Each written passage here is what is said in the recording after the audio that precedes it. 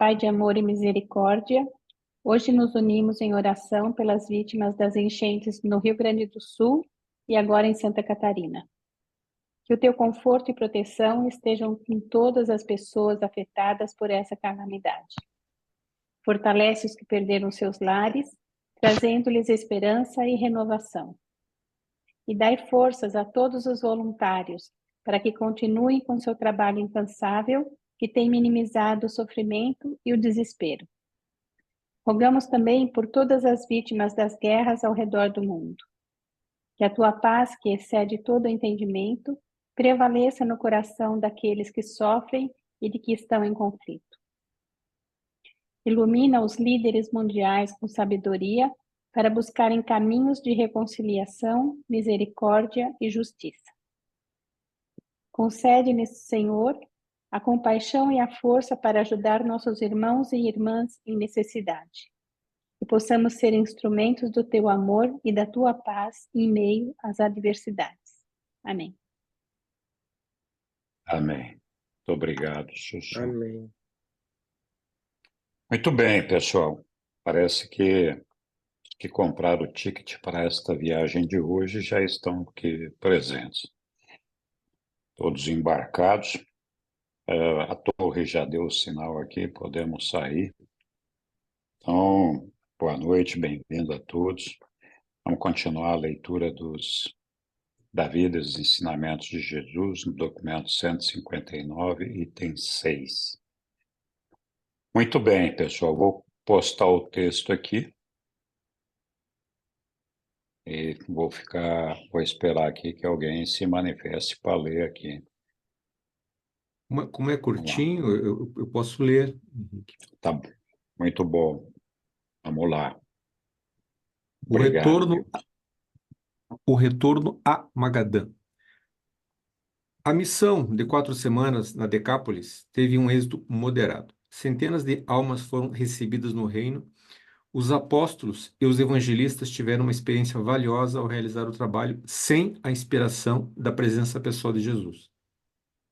Na sexta-feira, 16 de setembro, todo o corpo de servidores reuniu-se como convencionado previamente no Parque de Magadã. No sábado foi feito um conselho de mais de 100 crentes, no qual os planos futuros para expandir o trabalho do reino foram considerados de modo completo. Os mensageiros de Davi estiveram presentes e fizeram relatos a respeito do bem-estar dos crentes em toda a Judéia, Samaria, Galiléia e nos distritos adjacentes. Poucos dos seguidores de Jesus nessa época sabiam apreciar totalmente o grande valor do serviço do corpo dos mensageiros.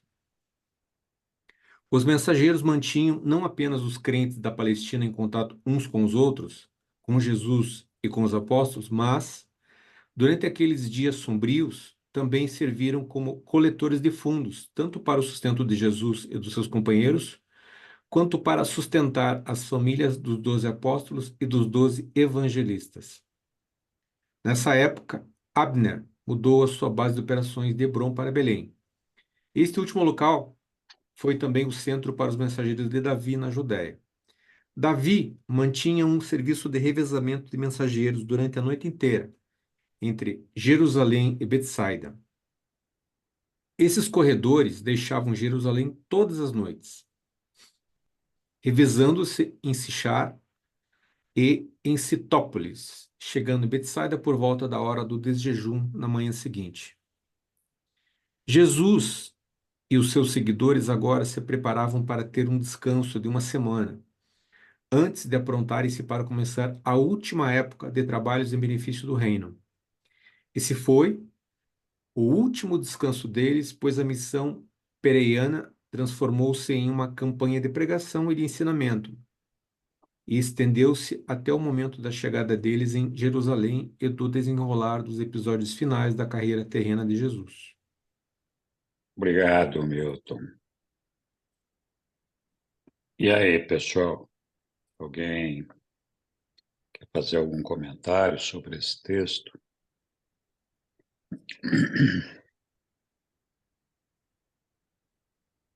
Tem algumas coisas aí que chamam a atenção. esse grupo de Davi, né? Davi também era um filho de Zebedeu, irmão de João e irmão de Tiago. E o Davi era o que tinha o corpo de mensageiros, funcionava como WhatsApp, internet, naquela época de Jesus, conectando a tudo e a todos. Eu não tenho lembrança de ter visto nenhuma referência na Bíblia, seja no Novo Testamento ou no Antigo, sobre esse trabalho grandioso de Davi, que era de fato um trabalho espetacular. E, então, acho que é importante lembrar esse trabalho de Davi. E também, não menos importante, é ver o trabalho que os evangelistas estavam fazendo, né?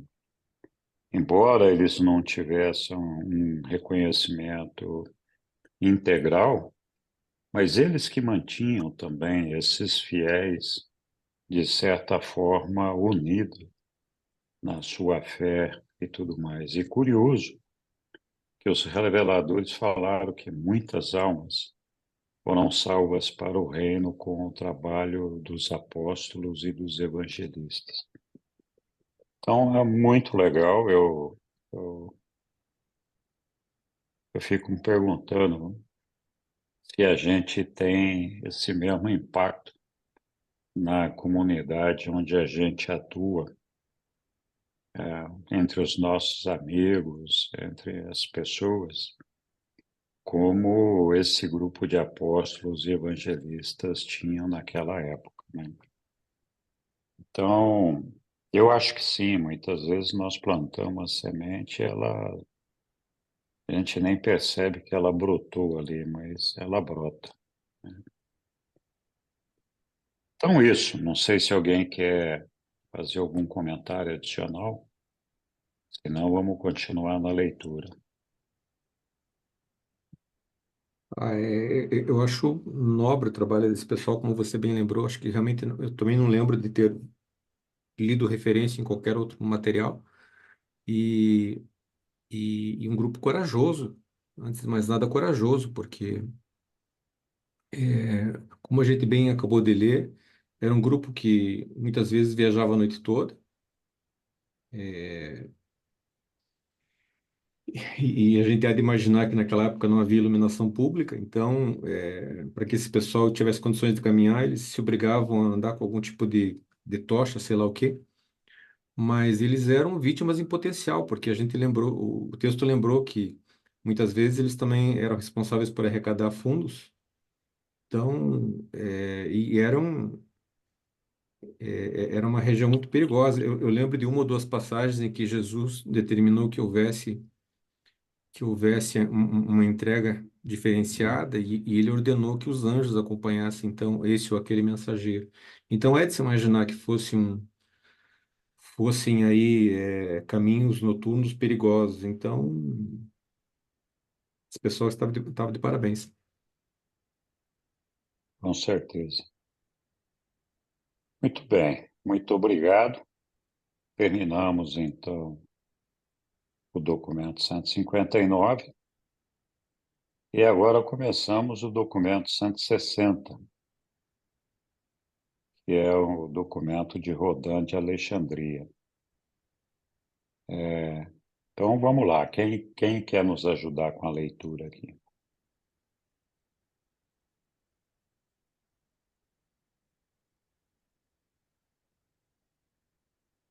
Tá bom. Então, eu vou ler, vai. Quer Então, que eu leia? documento. Quer que eu leia, Pode, Henrique? claro, pode ler, sim, por que não? Claro. Vamos lá. Rodan de Alexandria.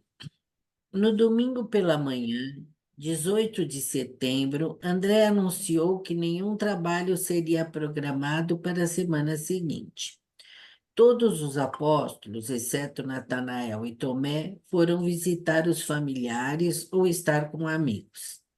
Nessa semana, Jesus desfrutou de um período de descanso quase completo, mas Natanael e Tomé tiveram bastante ocupados com as suas conversas com um certo filósofo grego de Alexandria, chamado Rodin. Esse grego havia se tornado recentemente um discípulo de Jesus, por meio dos ensinamentos de um dos colaboradores de Abner, o qual havia conduzido uma missão em Alexandria. Rodin estava agora sinceramente empenhado na tarefa de harmonizar a sua filosofia de vida, adequando-a aos novos ensinamentos religiosos de Jesus. E viera a Magadã esperando que o mestre conversasse com ele sobre essa questão. Também desejava assegurar uma versão autorizada do Evangelho em primeira mão e diretamente de Jesus ou de um de seus apóstolos. Apesar de o mestre não se ter mostrado inclinado a entrar em tal conferência com Rodin, recebeu-o amavelmente e imediatamente determinou a Natanael e Tomé que escutassem tudo o que ele tinha para dizer e que, por sua vez, tratassem com ele sobre todo o Evangelho. Muito bem, muito obrigado. Comentários? Obrigado, Sandra. Bom, então Rodin era esse seguidor de Jesus que estava buscando adaptar a sua vida, a sua maneira de ser, seu comportamento, seus hábitos, suas atitudes, aos novos ensinamentos, né? Então, era uma pessoa que estava procurando se converter de corpo e alma. E claro, todos os apóstolos, e inclusive Jesus, estavam de folga naquele período. E como Natanael não havia saído de folga, né? Tomé e Natanael, Jesus os encarregou de receber a Rodin. Até para ouvir o que ele tinha para dizer, né? E também para que os apóstolos se encarregassem de atualizar Rodin sobre os ensinamentos de Jesus, uma vez que ele queria usar esses ensinamentos para transformar a sua vida.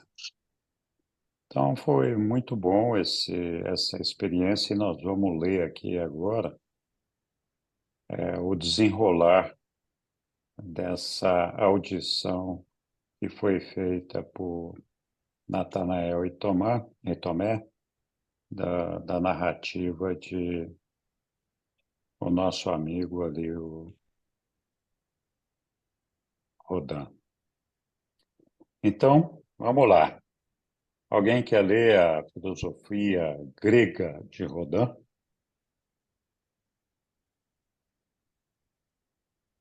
Eu posso ler. Vamos lá, Lilian. No domingo cedo pela manhã, Rodin deu início a uma série de 10 discursos para Natanael, Tomé e um grupo de uns 24 crentes que se encontravam em Magadã. Essas palestras, condensadas, combinadas e relatadas na construção moderna de frases, apresentam os seguintes pensamentos à consideração. Na vida humana, 3 grandes impulsos são básicos: os ímpetos, os desejos e os anseios. Um caráter firme e uma personalidade de comando são adquiridos apenas convertendo os ímpetos naturais da vida em arte social de viver, pela transformação dos desejos do instante presente em anseios mais elevados, que sejam capazes de um alcance duradouro. Enquanto o anseio lugar comum da existência, deve ser transferido das ideias convencionais e estabelecidas, para domínios mais elevados de ideias inexploradas e ideais por serem descobertos. Quanto mais complexa a civilização se torna, mais difícil ficará a arte de viver. Quanto mais rápidas as mudanças nos hábitos sociais, mais complicada ficará a tarefa do desenvolvimento do caráter. A cada 10 gerações, a humanidade deve aprender de novo a arte de viver, se é que o progresso deva continuar. E se o homem torna-se assim tão engenhoso, mais rapidamente ele aumenta as complexidades da sociedade. E a arte de viver necessitará ser reformada em menos tempo, talvez mesmo a cada nova geração. Se a evolução da arte de viver fracassar em manter-se à altura da técnica da existência, a humanidade reverter-se-á rapidamente à condição simples da urgência na sobrevivência, a busca da satisfação dos desejos presentes. E assim a humanidade permanecerá imatura e a sociedade fracassará no seu crescimento até a maturidade plena. Obrigado, Lília. Nada. Muito bom. E aí, algum comentário sobre esse texto? Alguém quer destacar aí algum ponto do texto?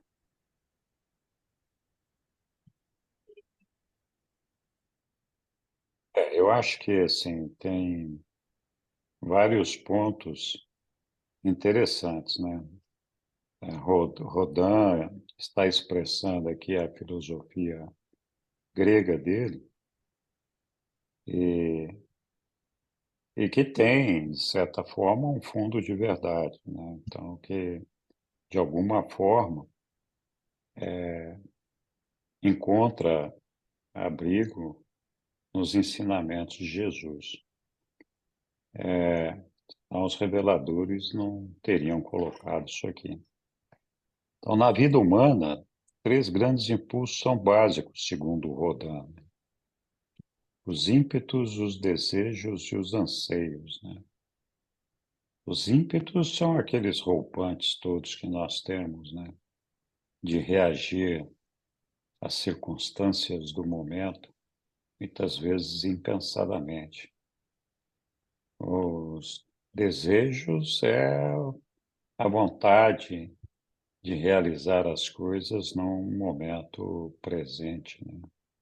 Pelo menos é dessa forma que eu estou entendendo. E os anseios mais elevados são aqueles que têm um alcance duradouro. Mas a gente também tem anseios que, na verdade, estão concentrados aqui na nossa vida terrena, no desejo de alcançar, na esperança de alcançar maiores facilidades ou mais riqueza, mais cultura, mais poder, enfim, são anseios que às vezes representam a nossa complexa sociedade. Mas o ponto que mais me chamou a atenção aqui foi essa afirmação de Rodin de que quanto mais complexa a civilização se torna, mais difícil ficará a arte de viver. Quando vejo isso aqui, eu não tenho como não pensar no momento atual que nós estamos vivendo. É tão complicado a gente se ajustar a toda a tecnologia, a todas as diferentes faces do nosso dia a dia, das pessoas com quem nós nos relacionamos, harmonizar as ideias, harmonizar os ideais, harmonizar as tendências dos nossos grupos sociais.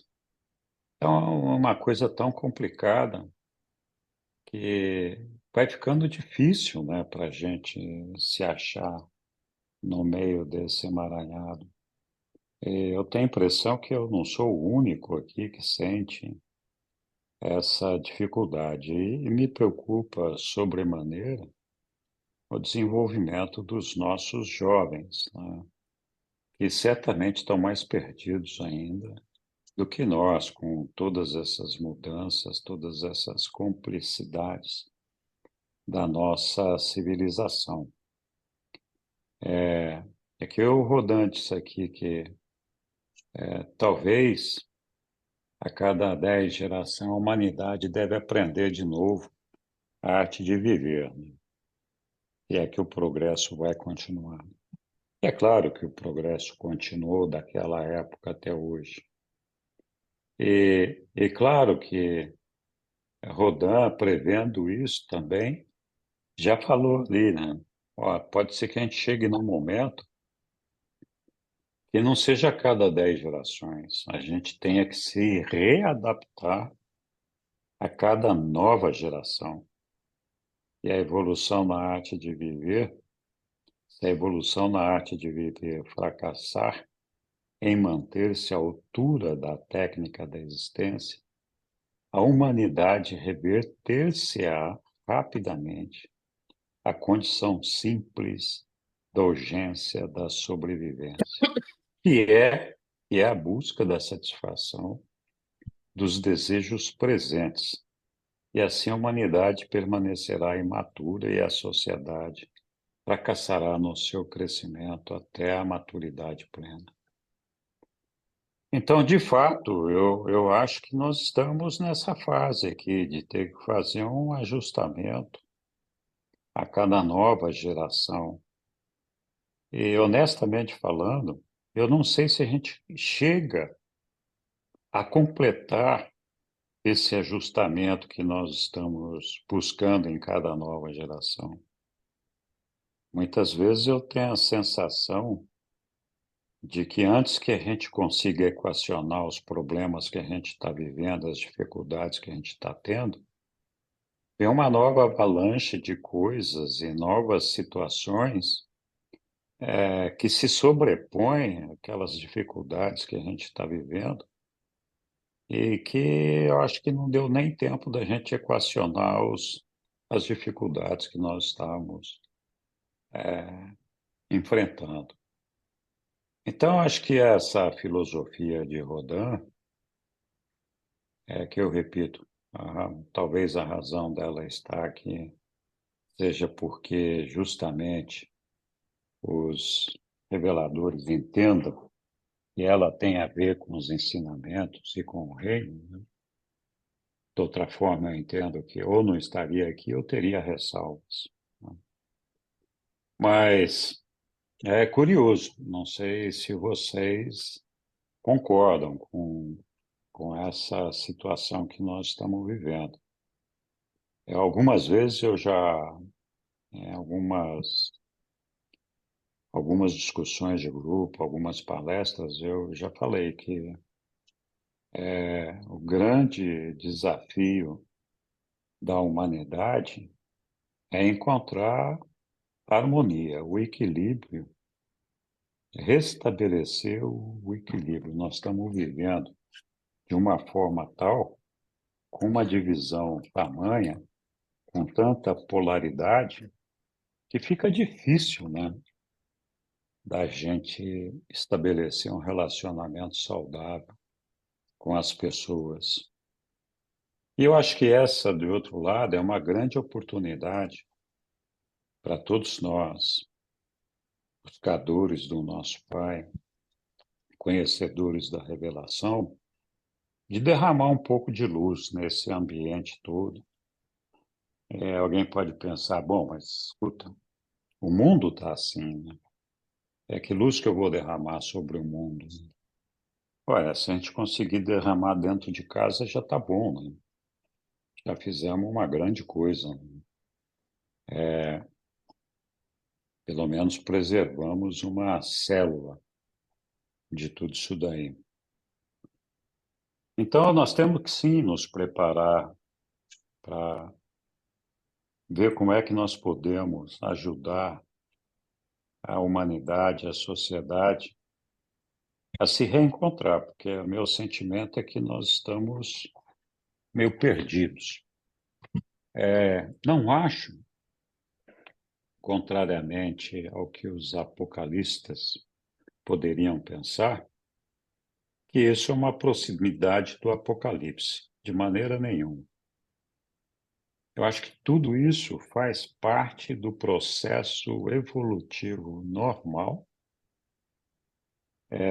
de qualquer civilização, esses altos e baixos.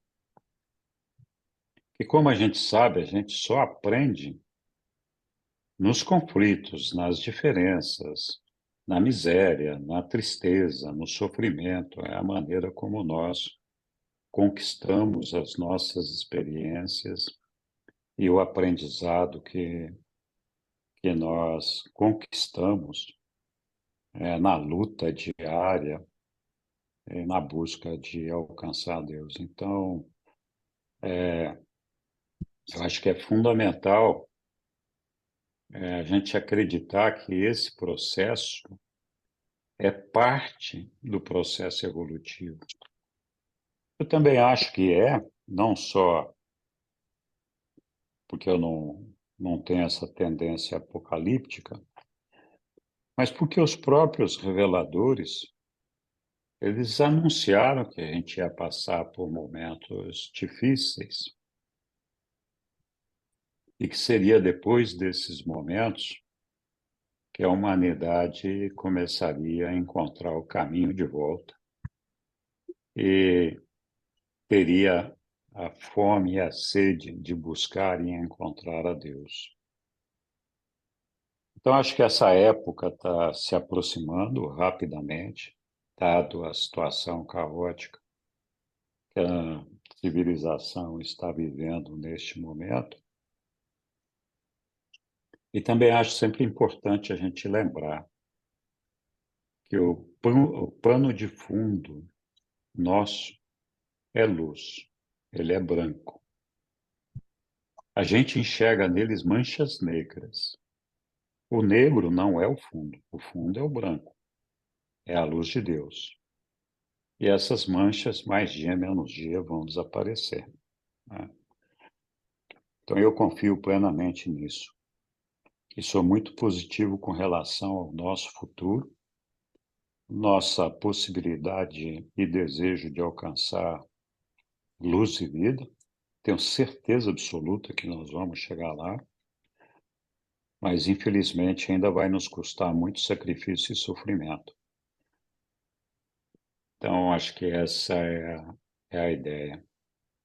E como que Rodin ali conseguiu posicionar bem essas mudanças do avanço da civilização e as dificuldades que nós iríamos enfrentar para acomodar todas essas situações, né? Eu não sei se ele chegou a pensar nesse momento atual que nós estamos vivendo aqui, mas ele com certeza previu bem que em algum momento esses ajustes seriam necessários para um ajuste para cada geração, né? Então, muito bom. Vou parar de falar um pouquinho, senão eu vou dominar aqui, já estou dominando, né? Oi, Lília, fala um pouquinho aí, vai. Então, você pode colocar o texto, que eu vou colocar o que me chamou a atenção. Claro, ponho sim. Acho que acho que segundo, deixa eu ver. Acho que segundo parágrafo. Aqui começam os grandes Daí, impulsos. isso é. Que ele fala assim, ó, que os ímpetos naturais da vida. Ah, tá. Um caráter firme e uma personalidade de comando. Então, essas duas questões, né? Caráter, que a gente fala, né? Da pessoa ter um caráter firme, no caso ali, um bom caráter, né? Eles são adquiridos apenas convertendo os ímpetos naturais da vida em arte social de viver pela transformação dos desejos, então essa questão, né? Transformar os desejos do instante presente em anseios mais elevados. Achei bacana essa, né? A transformação desses desejos do instante ali, puxa, né? Em anseios mais elevados. Vou dar um exemplo assim, dar um exemplo bem simples, assim que eu Vai lá. entendo, né? Por exemplo, você está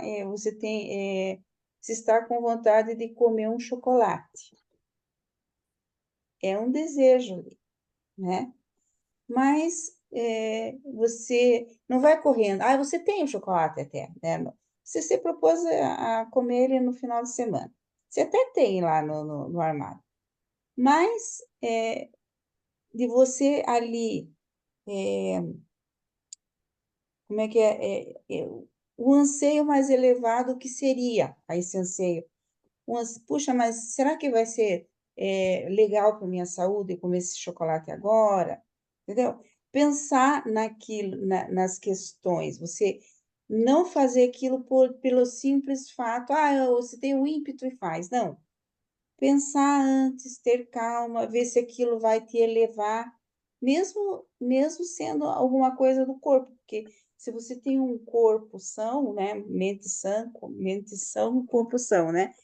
Então, se você sabe, se alimenta com algo que seja bom para você, que te dê saúde, isso vai ser uma mente boa.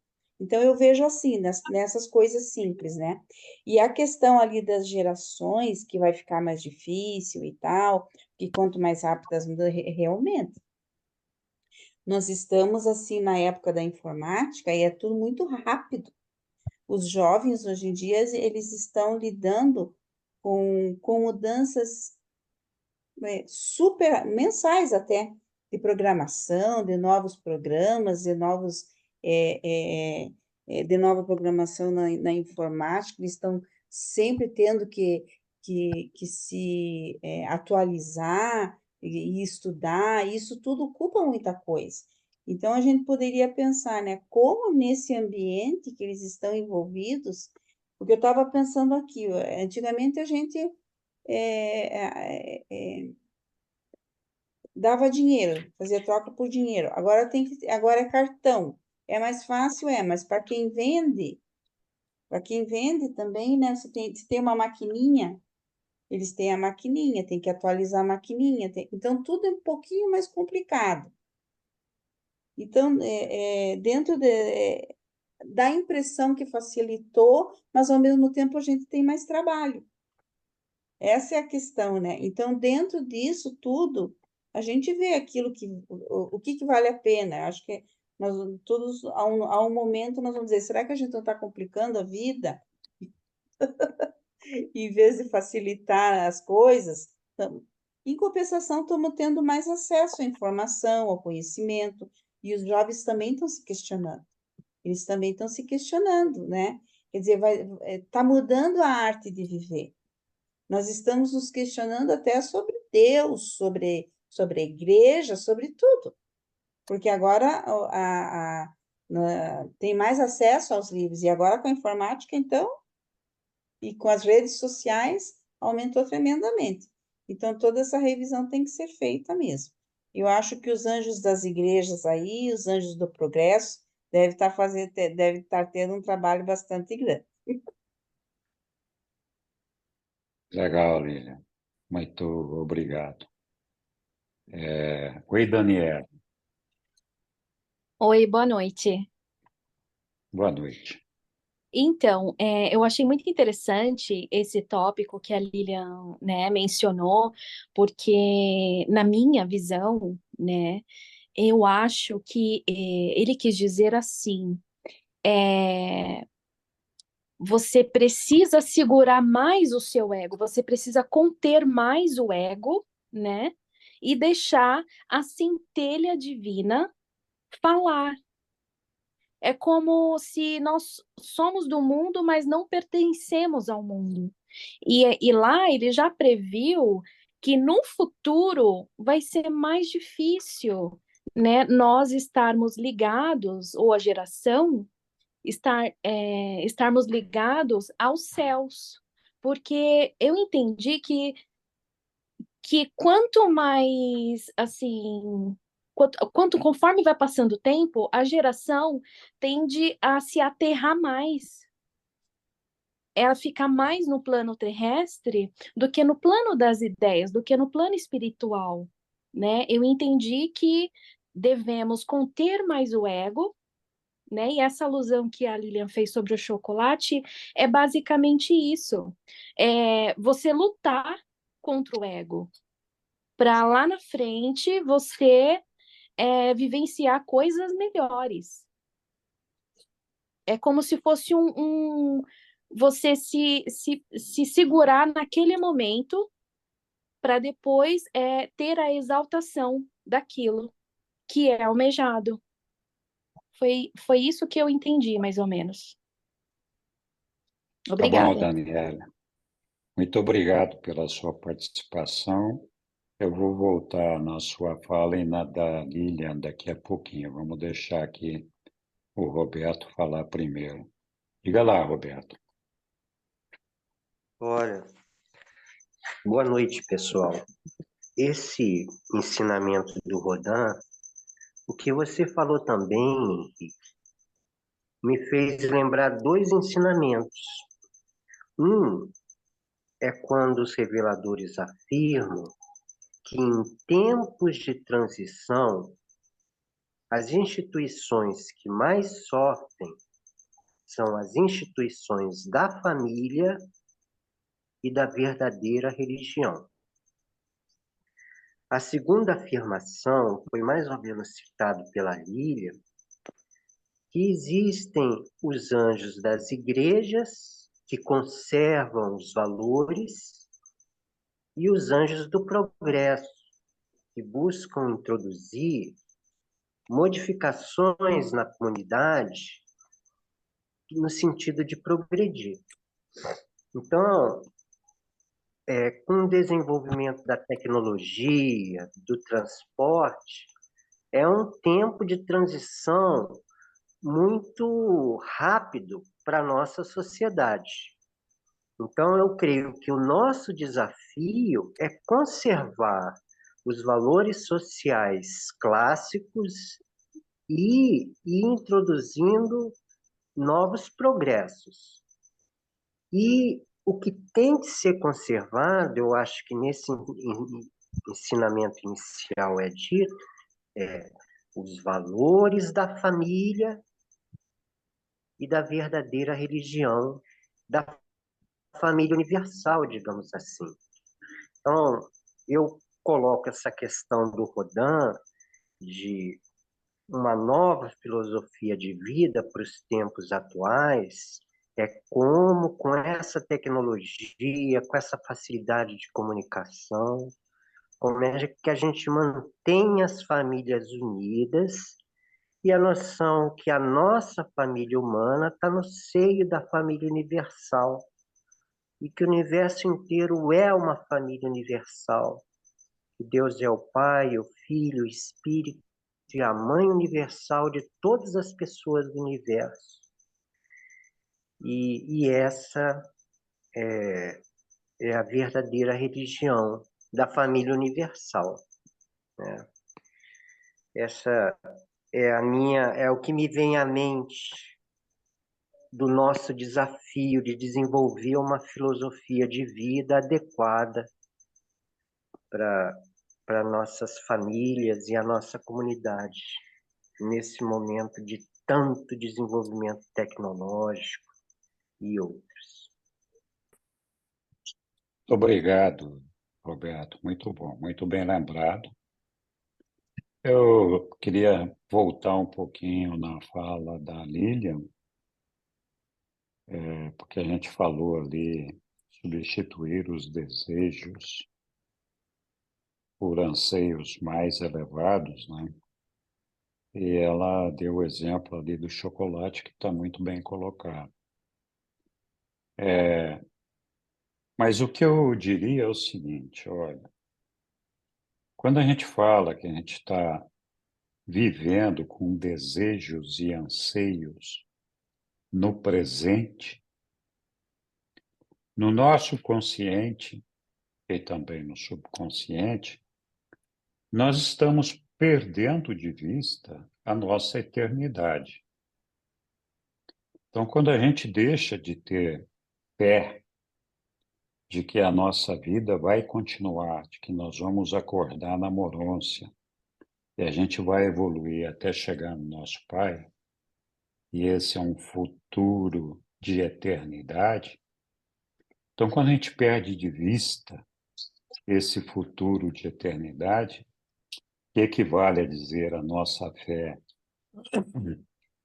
está minguando, ou acabou, ou nem começou, a nossa tendência é viver alucinadamente o presente, porque a gente não sabe se o presente acaba agora ou vai acabar amanhã, meio-dia, né? Então, a gente tem uma obsessão por fazer as coisas acontecerem o mais rápido possível, porque a nossa impressão é de que a vida não vai perdurar, em algum momento ela vai acabar. Então, nós temos que aproveitar tudo que nós podemos aproveitar. Se a gente não aproveitar, a gente vai morrer e acabou, não tem mais o que fazer. Quanto que a pessoa que enxerga o futuro, enxerga a Deus, deseja alcançar o Pai, deseja viver a eternidade, a última coisa que preocupa a pessoa são essas realizações que nós fazemos para o presente. Lógico, a gente tem que viver o presente, é nele que nós estamos situados, mas as coisas não têm essa urgência que nós sentimos quando a nossa fé está comprometida. Então, com relação a essa questão que a Lilian colocou do presente, eu acho que a maneira da gente enxergar isso é por que que a gente fica fixado no presente. E onde essas ansiedades mais elevadas podem estar? As ansiedades mais elevadas têm que estar no nosso futuro. Nós temos que enxergar no futuro o que vai acontecer com cada um de nós e desejar estar lá. Então, acho que essa é uma ideia. Também queria falar um pouquinho.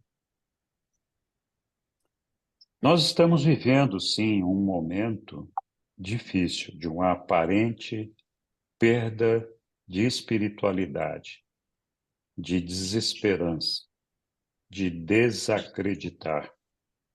E é justamente por isso que nós estamos vivendo essa situação. Os reveladores, em outras passagens, eles nos contam que as áreas do viver, material, cultural, intelectual, tecnológica, social, enfim, todos os aspectos do nosso viver, incluindo a espiritualidade e a nossa religião, devem caminhar juntas. Quando alguma dessas áreas se adianta com relação às outras, significa que a humanidade vai ter que enfrentar um retrocesso. Um retrocesso em que sentido? Em voltar para aquele momento onde a coisa se desgarrou, quebrou aquela harmonia da evolução normal e recomeçar de novo, dali. Então, essa aparente redução da espiritualidade do mundo, que a gente denota, talvez não tanto aqui no nosso meio, mas ao redor do mundo, embora a gente perceba isso aqui também, tem uma decorrência né?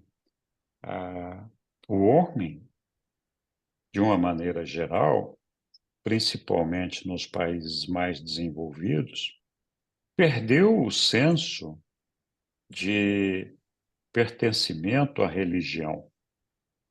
Eles confundem a religião com a instituição religiosa secularizada. E os nossos reveladores, lá no documento 195, que está bastante distante de nós neste momento, lembram bem, né? Lembram bem que nós, o secularismo, o que foi? Foi uma revolta do Ocidente, e aí nós estamos falando da Europa, das Américas, especialmente América do Norte, contra a tirania institucionalizada das igrejas, das religiões institucionais, que queriam ditar as nossas normas de conduta, regular se a gente pode ser gay, não pode ser gay, regular se o casamento existe, não existe, se pode acabar, se não pode, se tem que ter filho, relação sexual, todo. Enfim, a igreja, a institucionalizada, pretendeu estabelecer normas e regras de conduta em todos os campos da nossa vida. E foi além até, inclusive na área política. Eles é que tinham que dizer que aquele fulano podia governar ou não, podia ser rei ou não. Eles é que aprovavam e desaprovavam. Então, essa tirania que submetia o povo a essa escravidão religiosa, porque senão ia para o inferno, ia não sei para onde, ia ser castigado por Deus, e blá, blá, blá, dominou os povos por muitos anos, desde depois de Pentecostes. A religião cristã, especialmente, explodiu, e as demais concorrentes da cristã explodiram juntas, né, cada uma no seu terreno. E isso foi o que trouxe as divisões e esse secularismo contra o qual a sociedade se rebelou. Então, se rebelou porque queria escapar dessa tirania e não encontrava nessas religiões a resposta que eles buscavam para alcançar Deus. Então, o questionamento começou a ser se nós devíamos ter religião, se nós devíamos acreditar em Deus ou não. Então, nestes últimos anos, o número de ateus cresceu exponencialmente. É um número que cresce dia a dia. As divisões entre os povos, a polarização, o afastamento, inclusive dentro das famílias, tem como resultado essa questão do secularismo que trouxe junto todo o materialismo que nós estamos vivendo. Depois do secularismo, que nos tirou do jugo das igrejas institucionalizadas, não em todos os lugares, e não definitivamente, mas afastou uma parte importante da sociedade dessas instituições, é que fez com que o materialismo surgisse de uma maneira dominadora, avassaladora.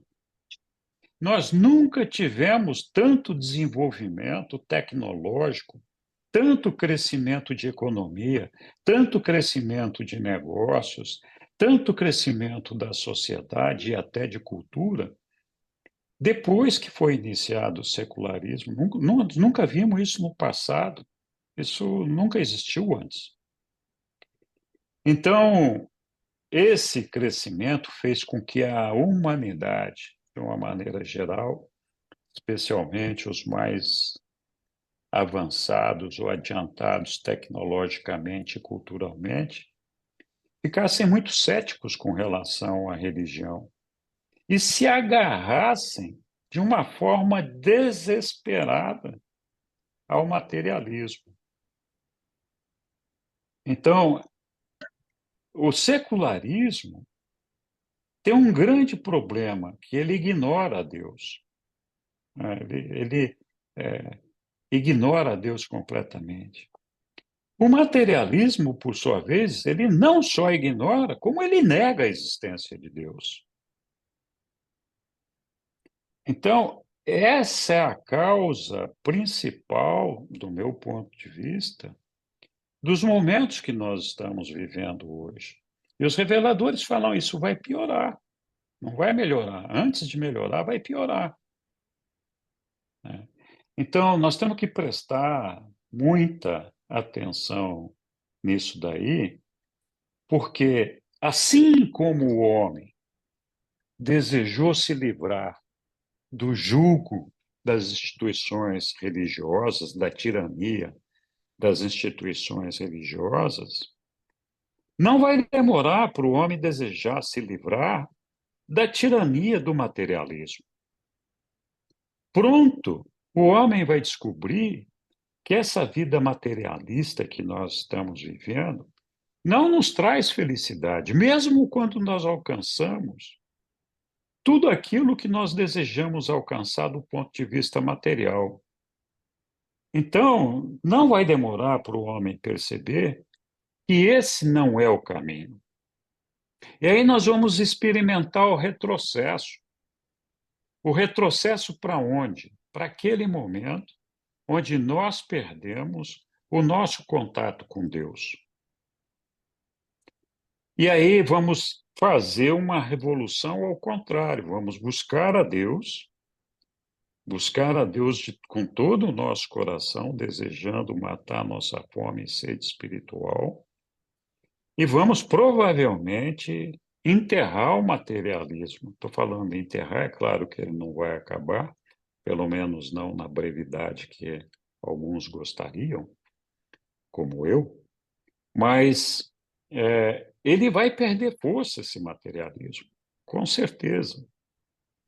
E vai chegar esse momento que o homem vai estar sedento de alcançar a Deus. Então, essa revolução tecnológica que foi feita nos últimos 200 anos, que encontra seu fruto pouco mais atrás, ali no nascimento do secularismo, é que provocou as guerras mundiais, Primeira e Segunda, é que provocou todas as divisões políticas, geográficas, da maneira tão acentuada com o nacionalismo que nós estamos vivendo hoje. E essa revolução tecnológica e esse desejo de afastar as instituições religiosas é que fez com que a gente se perdesse nesse meio do caminho. Mas isso é uma opinião pessoal, né? Essa opinião eu extraí construindo ali a partir das previsões e dos anunciados que os reveladores nos fazem no documento 195, além de outros que estão aí no livro. Então, essa necessidade de ajuste a cada geração, que, na minha opinião, nós estamos vivendo hoje, é resultado dessa revolução tecnológica, dessa revolução do materialismo. A bomba atômica surgiu nesse período, a Guerra Fria surgiu nesse período, o comunismo surgiu nesse período, certo que o comunismo hoje já praticamente está focado em alguns poucos pontos. Já teve momentos em que o comunismo foi uma preocupação maior, mas foi toda essa revolução que trouxe esse status quo que nós estamos vivendo hoje. E por isso que eu digo, eu acho que isso é parte do nosso processo evolutivo. De que forma? Nós vamos aprender agora que nós não podemos subjugar o homem por meio da religião, que foi o que a igreja fez desde o dia de Pentecostes. Jesus foi embora e a igreja começou um trabalho de subjugar os fiéis, subjugar os homens. Então, é verdade, houve um momento de expansão maravilhoso, onde os homens, a humanidade, puderam perceber Jesus, ter uma visão diferente de Jesus. Mas a religião pretendeu ir muito mais além. Ela foi muito mais além daquilo que deveria ir. E passou a controlar a vida do homem, ao invés de desenvolver nele a sua fé, que era o que Jesus queria que nós fizéssemos. Então, esse ciclo nos ensina que nós não podemos usar a religião para subjugar os nossos semelhantes. Também nos ensina, agora com esse secularismo, que abandonar a religião não é o caminho. O materialismo não é o caminho. Nós vamos aprender isso agora. Então, passada essa fase, nós vamos ver, não, nós precisamos da religião, precisamos de seguir a nossa vida em frente, precisamos alcançar Deus, mas nós não precisamos controlar os homens por meio de uma instituição religiosa. Então, acho que isso a humanidade vai perceber, não vai demorar muito, não vai demorar muito, né? Quando eu falo não vai demorar muito, eu provavelmente não vou ver isso. Nós estamos falando aqui talvez de 200, 300, 400 anos, não sei. Mas isso, para o tempo de Deus, não é nada, né? É amanhã, né? Então, fiquem à vontade para rebater ou para contestar essas ideias que eu estou colocando. E se se concordam com elas também, ótimo. Então, nós estamos na mesma página, né? Diga lá, Lilian. Não, eu concordo com essa transição que está acontecendo, né? Porque a gente vê bastante, mas o questionamento está grande, e as pessoas a gente vê que elas sentem essa inquietação também, porque o materialismo não vai responder ao que elas estão querendo, né? Elas vão, dado momento, sentir esse vazio, e esse vazio está sendo preenchido com o quê? Com drogas. O vazio está sendo preenchido com drogas. Infelizmente, nós vemos muitas pessoas buscando nas drogas, né? E em outras coisas também, né? Mas que envolvem, né? Essa questão aí das drogas que está muito assim difícil para o mundo. Mas elas vão perceber, e eu estou vendo assim que já estão percebendo. A gente já está vendo um movimento de jovens assim que estão querendo, por exemplo, os veganos, né, que lutam pelos animais, pela causa animal e tal, que não acham certo comer carne, essas coisas assim, né, que tem essas questões. Alguns, muitos não são religião, não têm a religião, mas elas têm também as catástrofes que acontecem, como agora do Rio Grande do Sul, né? A gente vê muitos que vão e ajudam. Então, é como você falou, tem muita coisa boa acontecendo. Tem muita coisa, muito bem sendo espalhado pelo mundo, né? E essa questão aí da juventude, de rever, tem alguns até que vão viver em lugares assim, em que é só o básico, viver ao meio da natureza. Então, tem vários movimentos assim que estão saindo do lugar comum, do materialismo, né? Ou simplesmente da própria religião. Eles não querem ter a religião institucionalizada, mas eles querem viver por um ideal, vamos dizer assim, né? Seja ele, vamos dizer, proteger os animais, seja ele, muitos também têm profissões que ajudam, eu acho assim, os médicos, né? É uma doação, meu Deus do céu. Eu acho a medicina é uma doação às pessoas. Eu querer curar, eu acho maravilhoso, apesar de dizer assim, o médico não sei o quê. Nossa, mas é uma coisa. E todos aqueles que fazem um trabalho, né? Todos aqueles que trabalham em prol da comunidade. Então, a comunidade tem um progresso. E eu acho assim, eu só discordo de você, Henrique, porque eu acho que esse momento já está chegando. Você sabe que eu sou muito otimista. Eu acho que daqui, ó, por Lilian, exemplo, você tem visto jornal ultimamente? eu quase não vejo isso, mas eu sei das guerras, eu sei dessas coisas, né? É assim, a nível mundial, lógico, vai ser difícil, né? Não sei, mas eu vejo que essa transformação já está acontecendo. Entendeu? Os jovens, eles já estão se conscientizando que não sabe, é, tudo, não sei, eles têm uma mentalidade diferente da nossa, assim, não sei, se é porque eles têm uma facilidade de viver agora através dos pais que já trabalharam bastante e tal, mas eu vejo assim que é um pouco diferente. Mas eu acho que daqui uns 100 anos, eu acho que o negócio vai estar melhor.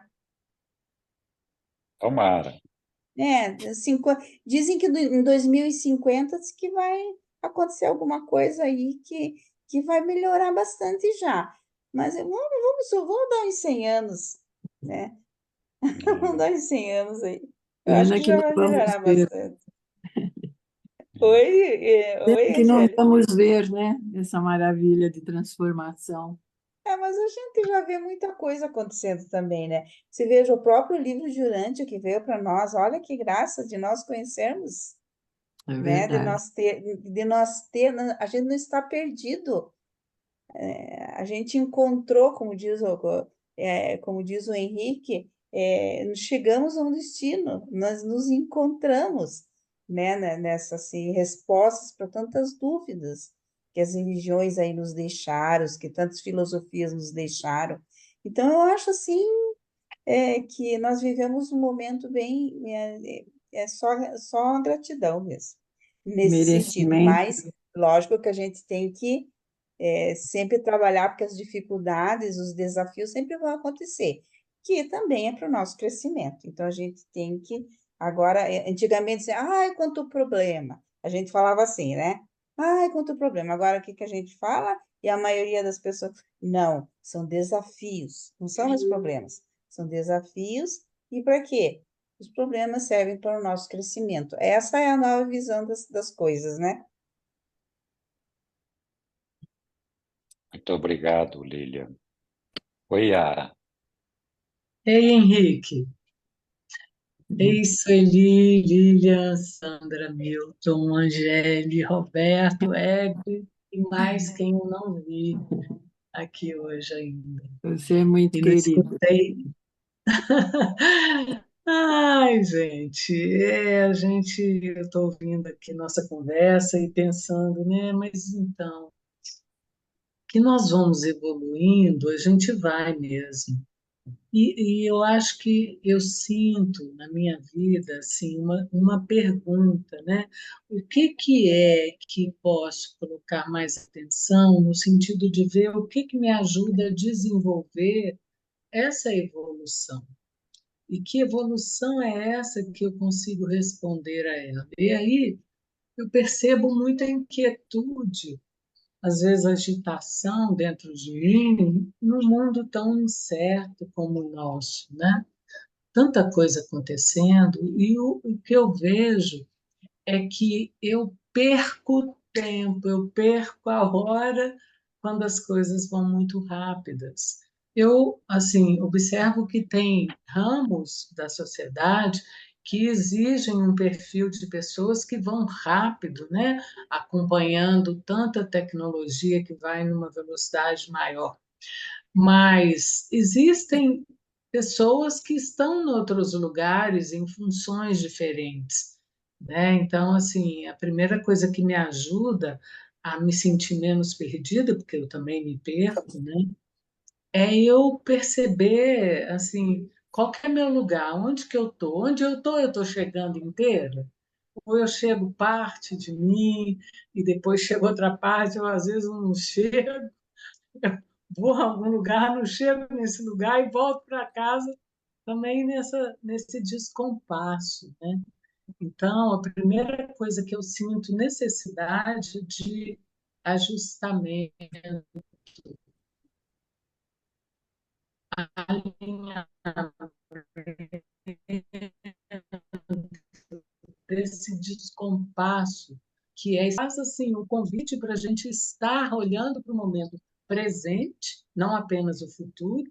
Eu vejo que o futuro é importante porque é, a gente vai construindo aqui agora o presente para chegar no futuro, né? Então, se eu quero viver melhor, eu tenho que me cuidar para poder ter uma longevidade saudável no futuro. E é claro que esse pensamento ele é muito estruturante. Agora, o que eu acho que tem sido um desafio é a gente estar lidando com as questões que a gente lida exatamente no momento que elas estão acontecendo. Por exemplo, cheguei aqui hoje, o texto estava sendo lido e eu, é o quê? É o que está sendo dito, né? Que bom que tem releitura, que bom que tem retomada de partes do texto para eu poder ir chegando e para eu perceber o quanto eu consigo estar presente e ouvindo o que está sendo trazido, o que está chegando, para eu poder também ver se eu tenho algo que eu queira dizer. Então, esse, para mim, tem sido um ajuste muito importante, porque quando eu consigo me orientar melhor, e essa orientação ela é interna e ela é interna e externa, né? Tem a ver com o contexto, isso vai me ajudando a lembrar que, ok, eu posso estar me sentindo bem aqui, quando eu me sinto bem, eu me envolvo, eu posso contribuir. Então, essa questão do Rio Grande do Sul tem convidado toda a sociedade a olhar um pouco para isso, né? Qual é a nossa participação, se não direta, indireta, no sentido do que nos afeta, o que nos toca internamente, que muitas vezes a gente também está vivendo muitas perdas, muitas dores. Quais são as dores que a gente consegue fazer contato para que a gente possa nos cuidar e ter condições de continuar seguindo a vida e evoluindo? Então, tem uma complexidade e tem uma simplicidade para ser encontrada. E a gente só pode encontrar a simplicidade,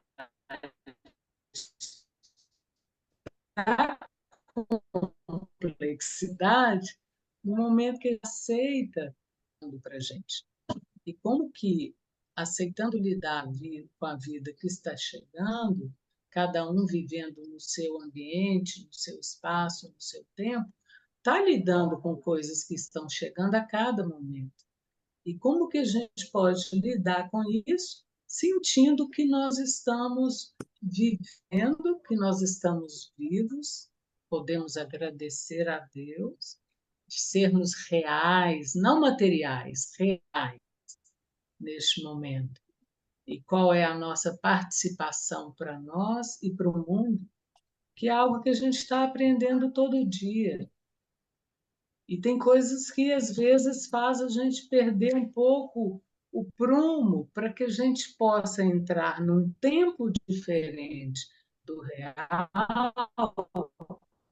onde a gente possa se alinhar um pouco, se encontrar um pouco nos valores que a gente tem, no significado que a vida tem para a gente, nos valores que as pessoas que a gente tem convivência e relacionamentos têm para a gente, dentro da gente, para que a gente possa saber qual é o nosso lugar, qual é a nossa função, qual é a nossa escolha a cada momento. É isso que comigo me traz de volta a cada momento que eu me vejo perdida. Quando às vezes eu não estou acompanhando muitas coisas, eu costumo olhar para o meu lugar, o meu quintal. Qual é o significado da minha presença nesse lugar? o que eu estou construindo com as pessoas que eu estou caminhando nessa vida, porque isso vai me remeter para a eternidade, vai me remeter para quando eu não estiver aqui, eu ter feito algo que me deu condições de ter esperança, né, de ir no sentido que a gente tem estudado aqui. Então, é preciso silêncio, é preciso sentir o que está acontecendo dentro de mim e aqui dentro de cada um de nós, o que cada um de nós tem vivido nesse momento da vida. Como é que a gente está conseguindo lidar com as questões internas, com as perguntas que a gente tem feito? O que a gente tem sido capaz de se perceber sendo tocada? E sendo tocada porque a gente sente dentro do corpo a situação que nos toca. Qual que vai ser a nossa resposta para cada coisa? Então, são muitas questões que podem ir se tornando mais simples se a gente vai lentificando, ao invés de acelerar, uma regulação que o nosso sistema nervoso é capaz de conseguir para a gente.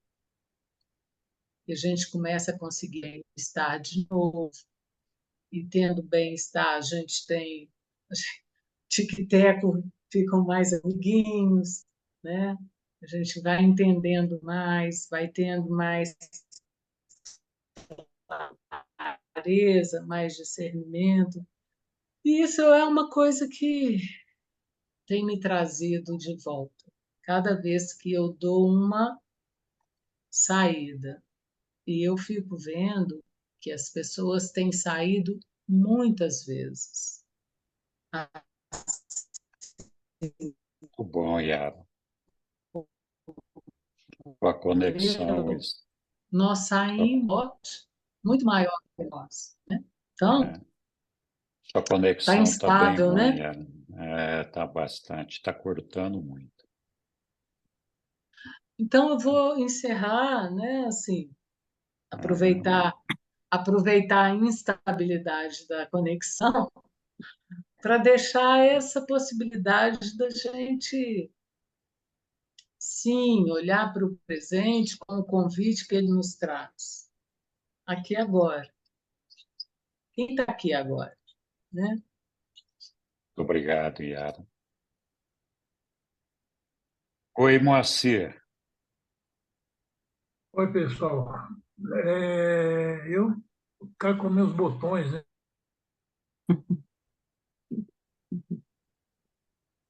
Ela falou, a Lilian falou. Alguém questionou a Lilian, né? Lilian, você tem assistido as notícias e tal, né? E a Lilian meio que disse que não muito, né? Então, eu quero dizer para vocês que eu sou muito negativista aí nesse ponto de vista. Sabe? Eu vejo o meu conforto e imagino o conforto do outro, das necessidades realmente hoje, não só no nosso Brasil, é no mundo. Eu não sei dizer a proporção de pessoas que estão sofrendo as piores coisas do mundo. Sempre teve, é cíclico isso, dá para entender. Mas lá no nosso conforto, olhando para trás, eu não consigo me sentir satisfeito. Eu me sinto acovardado até.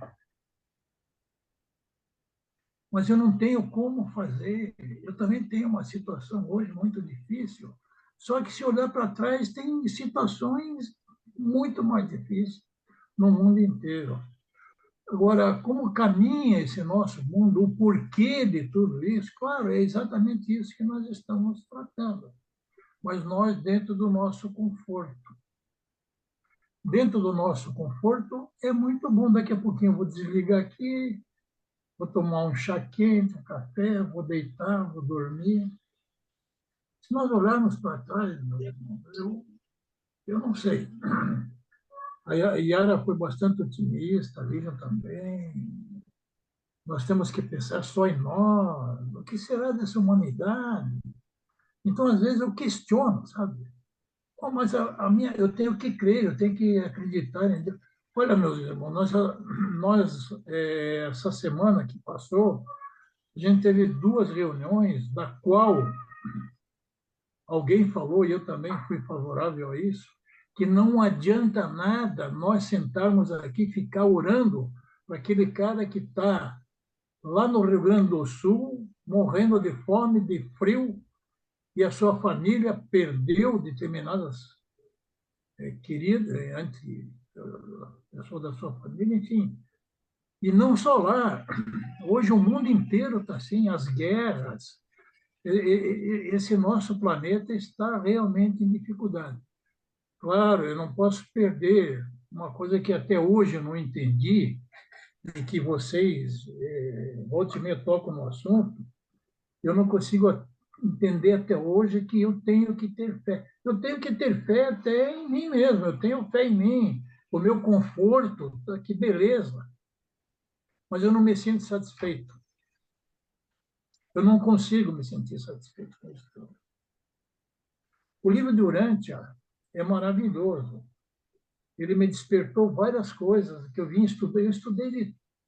Estudei não sou um estudante nato assim, mas eu aprendi muita coisa. Eu tenho 80 anos hoje, já vi muita coisa com muitas pessoas aí também tem uma experiência muito grande. Mas eu não sei o caminho, esse caminho que nós estamos para cruzar aí, eu acho que é muito, por isso que eu digo, eu sou pessimista. Ele é muito difícil, porque eu não vejo só o meu umbigo, não vejo só eu. Nós precisamos fazer alguma coisa, tudo bem. É aquela história do passarinho que foi jogar um pouquinho de água lá no incêndio e fez a parte dele. Né? Mas é difícil de entender isso. Desculpe o meu desabafo, mas eu estou assim, olha, sinceramente, meio descrente, realmente, não descrente assim, sentido religioso, coisa parecida, né? Na humanidade, na humanidade. Muita gente boa, mas muita gente mal e muita desgraça acontecendo. Isso é um desabafo. Só me perdoem por eu ter chegado a esse ponto. Muito obrigado, Moacir. Eu vou voltar depois tudo que foi falado aqui por todo mundo. Vamos lá. Oi, Daniela.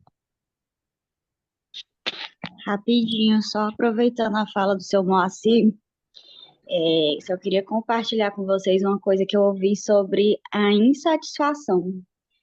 Diz que no dia que a gente estiver satisfeito, tem alguma coisa muito errada acontecendo, porque estar insatisfeito é exatamente o que impulsiona a gente a buscar melhorias. Então, é vantajoso, sim, ter essa insatisfação, inclusive olhar essa insatisfação como parte do processo evolutivo, abraçar essa insatisfação, não querer nunca estar nesse mundo aqui e estar satisfeito, porque aí sim é um grande sinal de que não está correndo algo muito bem. Então era só isso que eu queria compartilhar, até para a gente que se sente assim, parece revolta, parece pessimismo, mas o nome que eu encontro é insatisfação. Para isso aí que a maioria de nós sentimos. E aí era isso que eu queria dizer. É isso. Muito obrigado, Daniela. Ô, Moacir, eu vou estar orando por você bastante. E também por todos nós aqui. E nós precisamos, né, ter confiança no nosso Pai e nas coisas. Então, Henrique, oi. Então, só, É o César. oi, César, quer falar alguma oi, coisa? é que eu só queria dizer que eu sou ao contrário do Moacir, né? Positivista. Eu só penso no positivismo e a vida eu vejo que sempre foi assim. Olha, para você ter uma ideia, eu recebi em 2016 da Fundação Urântia, né? Olha só, 2016. O que a Fundação está falando agora aqui, ó? Ele está falando assim, agora, nesse exato momento, a grande maioria das pessoas em todo o mundo está vivendo nas melhores condições materiais em nossa existência humana de milhões de anos. Eu vou resumir porque é demais. Tendências mundiais revelam uma melhoria sem precedentes em educação, tecnologia, calorias consumidas, cuidados de saúde, expectativa de vida, de erradicação de doenças, alfabetização, comunicações, viagens, tempo de lazer, comércio mundial e democratização nacional. Eu vou resumir porque tem um texto um pouquinho maior. A humanidade está começando a desdenhar a opressão, a irresponsabilidade social, a ganância, a guerra e a intolerância. Aí fala assim, olha, Urântia está agora agitada e à beira de uma de suas épocas mais assombrosas e encantadoras de reajustamento social, de estimulação moral e de iluminação espiritual. Ela cita aqui o documento 19592. E para terminar, então, aqui fala assim, em resposta, eles nos deram, está falando sobre o materialismo, né? Eles nos deram um novo livro, perfeitamente adequado ao tempo, para nos orientar espiritualmente e nos estabilizar nos próximos 1000 anos. Então, eu vejo que a fundação no livro, o Moacir é completamente negativista, que ele falou, né? Pessimista, mas eu vejo que o Moacir precisa mudar um pouco, porque é importante a gente pensar positivamente, sabe? Para poder a gente viver no dia a dia. Se a gente ficar vendo somente desgraça, desgraça, desgraça, todo dia tem. Mas não é isso que é o sentido da vida. E praticar o bem dia a dia, né? Então, é isso que eu só queria dar uma notícia, que em 2016, o positivismo que a Fundação mudou para todos os urantianos. É isso. Muito obrigado, César. Eu vou pegar o gancho aí nisso que você falou, César. De fato, os reveladores nos falam desse período que Urântia está começando a viver agora, que vai possivelmente mudar tudo o que nós temos vivenciado até aqui. E, de fato, os reveladores, além dos textos do livro de Urântia, eles nos falaram, quando eles fizeram o mandato de publicação, que o livro de Urântia não era para aquela época em que ele estava sendo publicado. O livro de Urântia foi planejado pelos reveladores para uma era subsequente, onde o homem teria fome de Deus e sede de Deus. Que é essa era que os reveladores falam aí nesse documento 195, que foi citado pelo César, que está lá no documento da fundação. E sim, Urântia está prestes a viver um momento de encantamento e de mudanças. Mas nós não chegamos nele ainda, nós vamos chegar, né? Então, eu não tenho dúvida, e eu concordo plenamente, que o futuro é de otimismo. Eu acredito plenamente que nós vamos chegar em luz e vida e que tudo vai melhorar, sem dúvida.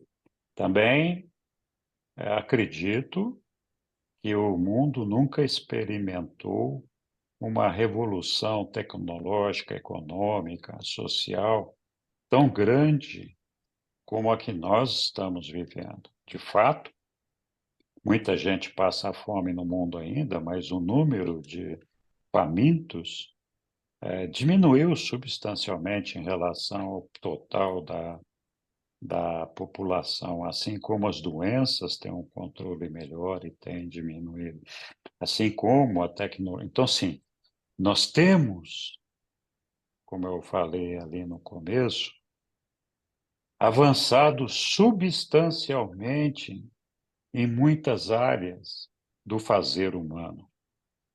Nós nunca tivemos essa evolução que nós estamos tendo agora.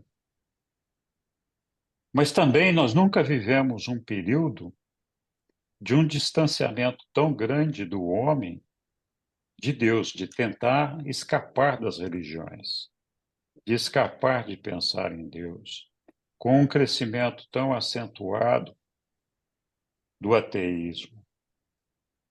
E um período ainda maior e mais violento e sangrento com relação às guerras. As guerras, principalmente as de cunho religioso. Então, sim, é verdade. Nós estamos exatamente nesse ponto de ruptura dessa experiência toda que nós estamos vivendo. Os reveladores falaram, o livro está sendo lançado para atender a essa época que está chegando.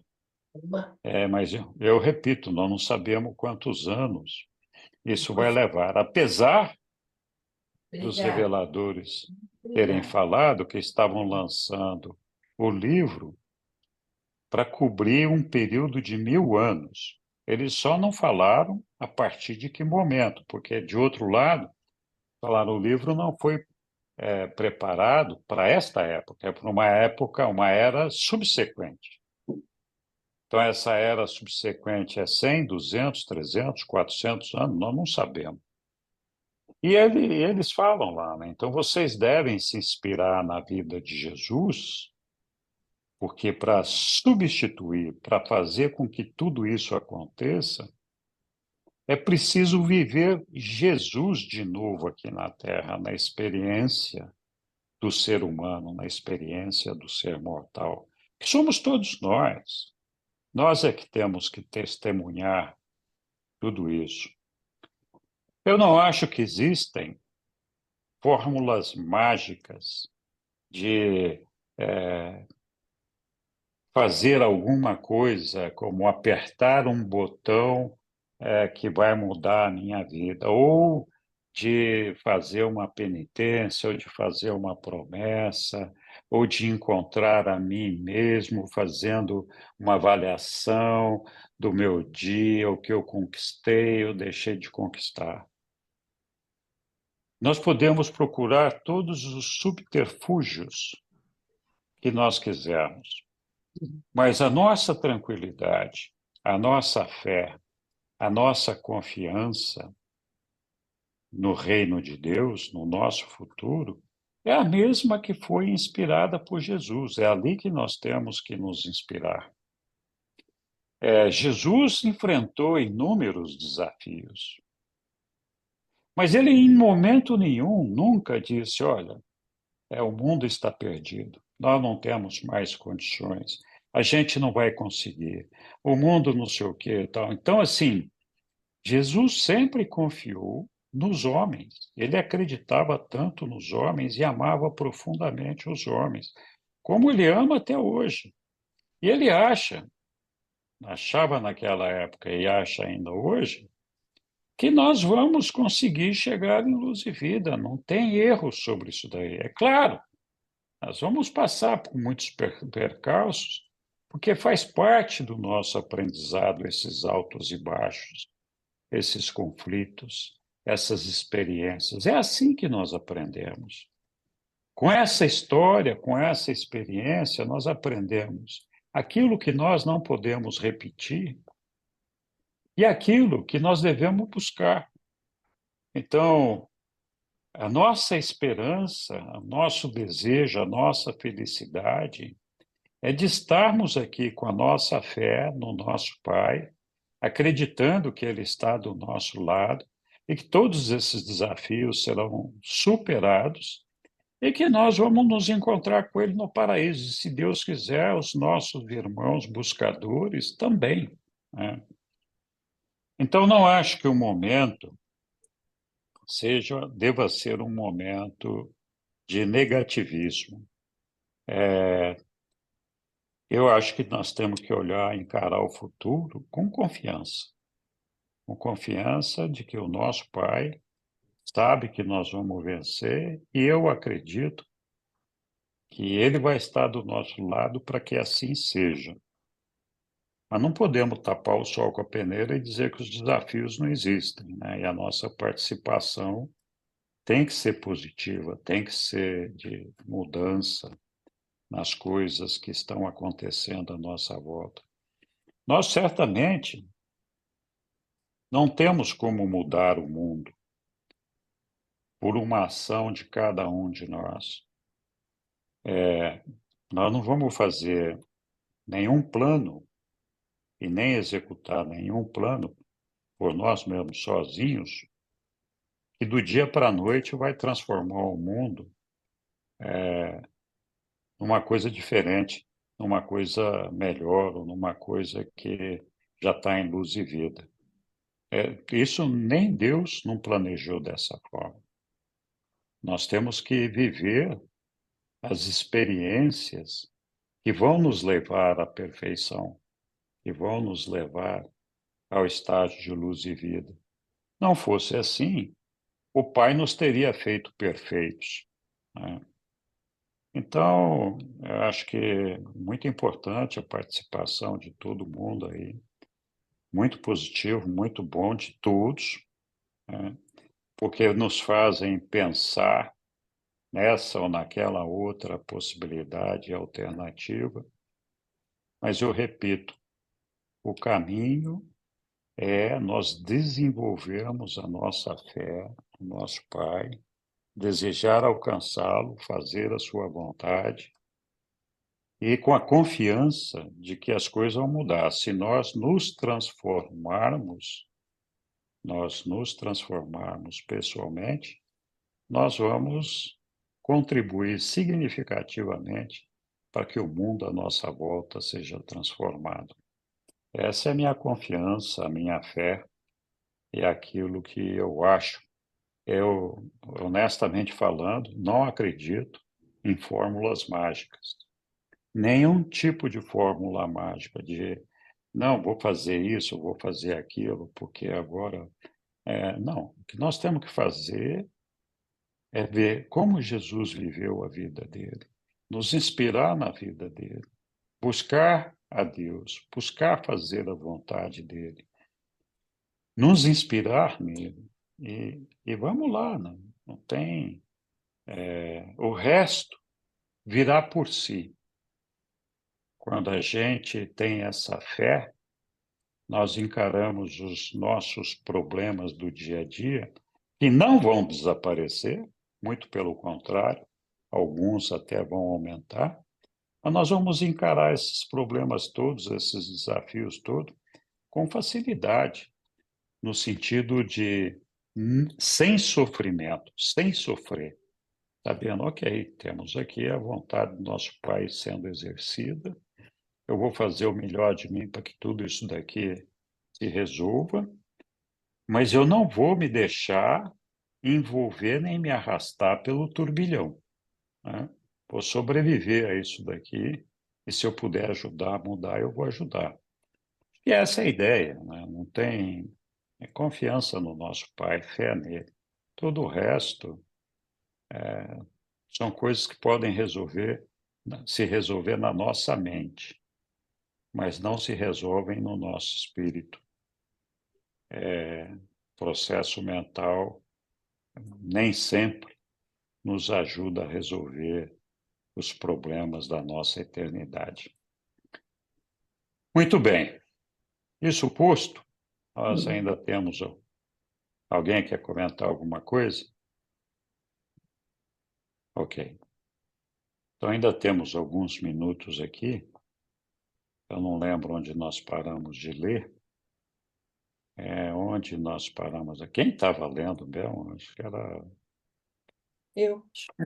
Agora é o 3. Isso. Agora é qual? Quer 3 ou ler, 4? Angélica? Posso ler? Hum. É o 3, né? É o Os 4, acho, anseios, né? Isso. os anseios da maturidade, não é esse? Não? É a maturidade. A maturidade lá em cima. É mais para cima. Já passou. Então, mas Mais para aqui, né? cima. Ah, não, mais para baixo, desculpa. Mais para baixo. Então, Acho que é o 4. eu acho que nós A estamos aqui, maturidade ó. social. Isso aí. É. Eu vou ler pelo livro que eu acho mais fácil. Vai lá. É o 4, né? Sim. O equilíbrio da maturidade. Conquanto mantendes uma Não, vista. Não é esse. É não é. 160, 4. Ah, e o meu não tem essa numeração. Então, não é o 3, os anseios da maturidade, né? Não, é o 1 Não. ainda. É o Ela não terminou. 161. É. Ela não 161. terminou, né? É a filosofia Não. grega de Rodin. Não, É, eu sei que é a filosofia de Rodin. É o início da Então, página 1773, lá em cima. Não sei. é esse aqui, ó. Página Arte. 1773. Bom, eu vou tentar ler aqui pelo celular, porque fica tão pequenininho, mas vai dar para ler. Tá bom. Então, vamos lá. Pode pôr. A Tá aqui. maturidade social é equivalente ao grau pelo qual o homem está disposto a sacrificar a gratificação de desejos meramente transitórios e presentes, e passar a entreter aqueles anseios superiores cuja obtenção requer esforço, mas que, se atingidos, proporcionam satisfações mais abundantes e de avanço mais progressivo na direção de metas permanentes. A verdadeira indicação de maturidade social, entretanto, é a vontade que um povo tem de renunciar ao direito de viver pacífica e satisfatoriamente sobre padrões que promovem a comodidade e sob crenças estabelecidas e ideias convencionais, em troca do anseio inquietante, sim, e absorvedor de energia também, da busca de possibilidades inexploradas para atingir metas novas por descobrir de realidades espirituais idealistas. Vamos parar aqui, Angélia. Tá. Acho que tem bastante coisa nesse É parágrafo. tarde também, né? Bom, mas ainda tem tempo aí para a gente dá. falar desse parágrafo. Muito bem, alguém quer fazer algum comentário dele? Então, algumas coisas me chamaram a atenção aqui. Que eles falam que a maturidade social é equivalente aqui o Rodin falando, ao grau pelo qual o homem está disposto a sacrificar a gratificação de desejos meramente transitórios e presentes. Então, do que ele está falando aqui?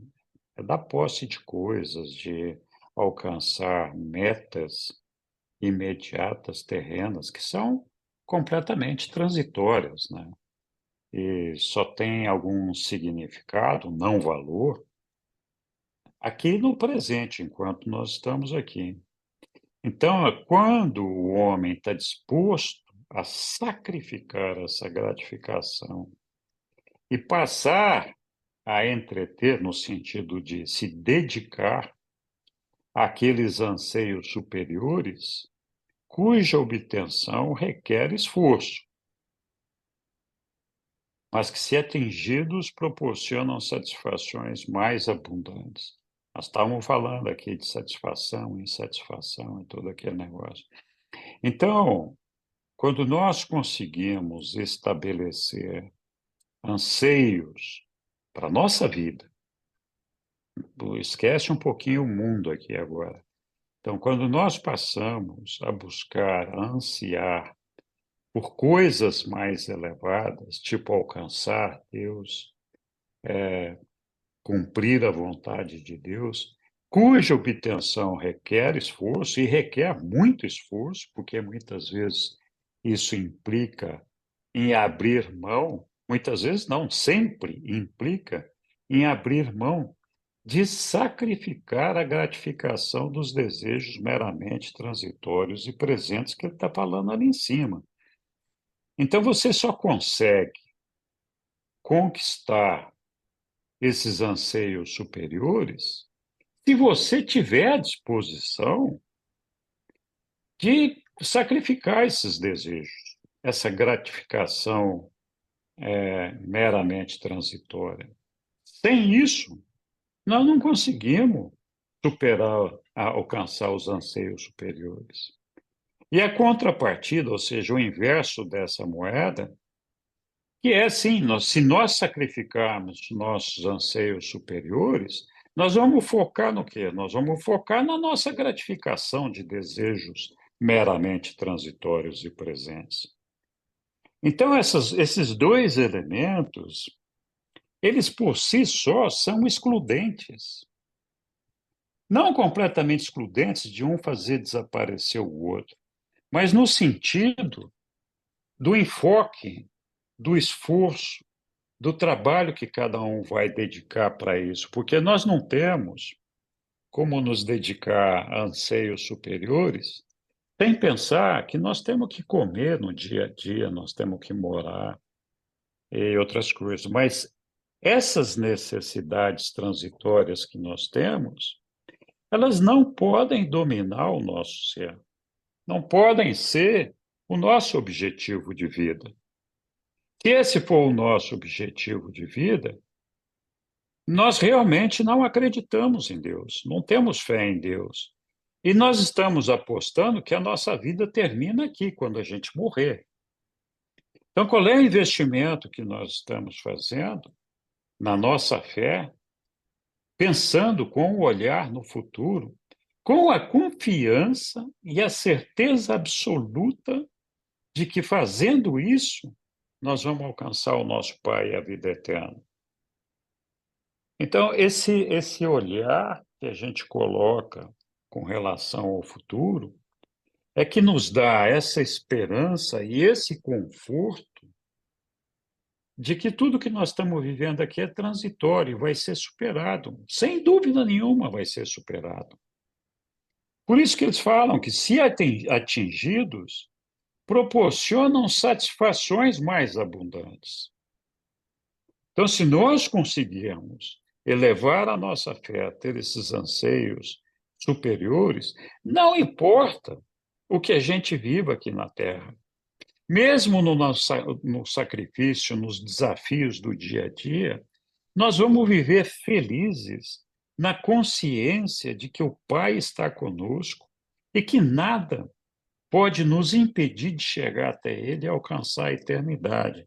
Então, a maneira com que nós vamos lidar com todos esses problemas é muito diferente. E diferente da insatisfação que é alcançada quando nós alcançamos a gratificação de um desejo transitório. Não sei se aconteceu com vocês, mas comigo já aconteceu algumas vezes.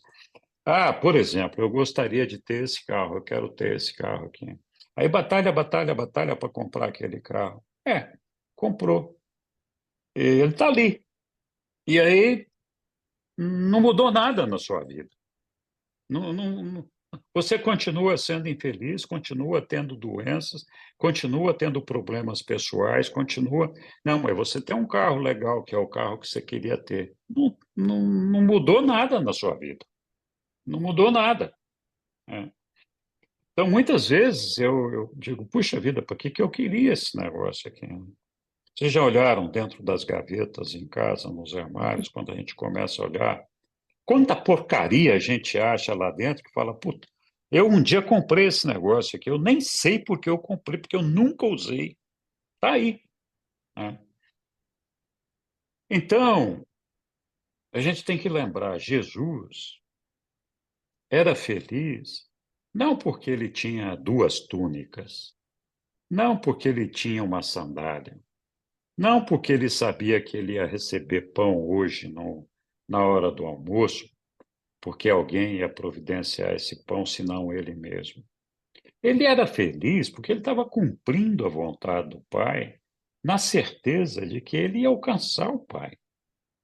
E de que a vida dele aqui na Terra era uma coisa transitória, o papel dele era outro, né? Então, é claro, nós não podemos desprezar a nossa vida material, nós não temos como negar isso. Ela faz parte da nossa vida. Mas nós não podemos nos tornar escravos dessa situação.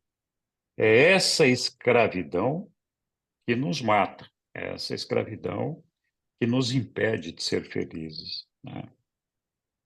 E aí eles completam aqui que a verdadeira indicação de maturidade social, entretanto, é a vontade que um povo tem de renunciar ao direito de viver pacífica e satisfatoriamente, sob padrões que promovem a comodidade e sob crenças estabelecidas e ideias convencionais. Eu vou citar só um exemplo aqui. Então, você acha que o judeu, que era judeu mesmo, na época de Jesus, ia renunciar ao direito de viver como Jesus fez ao pregar o reino dos céus, né? Pacífica e satisfatoriamente, apostando naqueles padrões que promovem a comodidade e as crenças que estavam estabelecidas no meio daquele povo? Acha que aquele povo ia sacrificar esse conforto, essa caixinha que eles estavam vivendo, onde eles já tinham acomodado? Ah, eu tenho que lavar o pé, lavar a mão, não posso trabalhar no sábado, não posso isso. Não. Aqui eu estou dentro da caixinha, praticamente acertado, mas para viver essa vida aí, de comodidade, de tranquilidade, de ficar dentro do meu espaço, de não avançar para a caixa preta, eu tinha que sacrificar as ideias que eu poderia ter de anseio e de vontade de viver e alcançar uma realidade inexplorada para atingir novas metas e descobrir novas realidades espirituais idealistas. Então, esse conforto de se conformar com esse padrão pré-estabelecido, cheio de crenças e dogmas, tem esse preço. A gente sacrifica a nossa busca por ideais mais elevados, né? Então, a sociedade, a verdadeira indicação da maturidade social é quando ela questiona esse padrão pré-estabelecido, esse status quo, e diz: mas é isso que vai nos levar à felicidade? É essa maneira que eu tenho que viver para que eu possa ser feliz? Porque, é claro, se você olhar qualquer um daqueles judeus lá, eles certamente tinham muitas inquietudes, muitas insatisfações, apesar de estarem vivendo dentro daquela caixinha deles, né? Muitas inconformidades. Mas, enfim.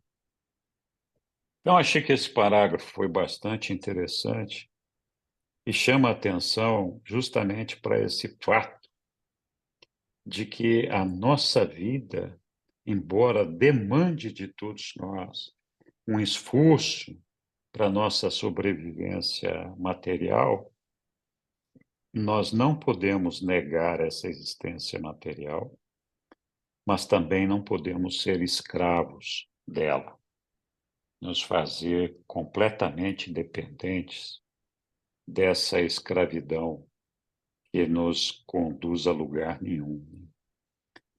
Muito bem, pessoal. Estamos aqui chegando no final de mais um dia de estudo. Ainda tem espaço para alguém se manifestar, se assim o desejar.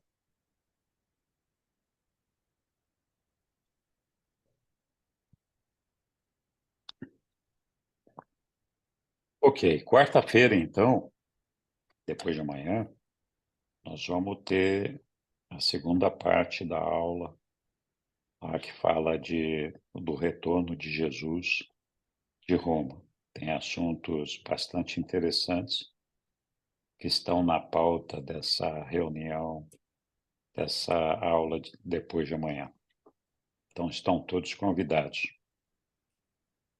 Boa noite a todos. Obrigado, Henrique. Boa noite, pessoal. Boa semana, bom Obrigada. trabalho, boa semana, com muita saúde, melhoras para o nosso pessoal lá do sul, de Santa Catarina, Amém. para os nossos amigos de Gaza, Jerusalém, Israel, enfim, todos aqueles que de alguma forma estão sofrendo, eles encontrem o conforto do nosso Pai e a coragem para sobreviver e não desistir de lutar. Vamos.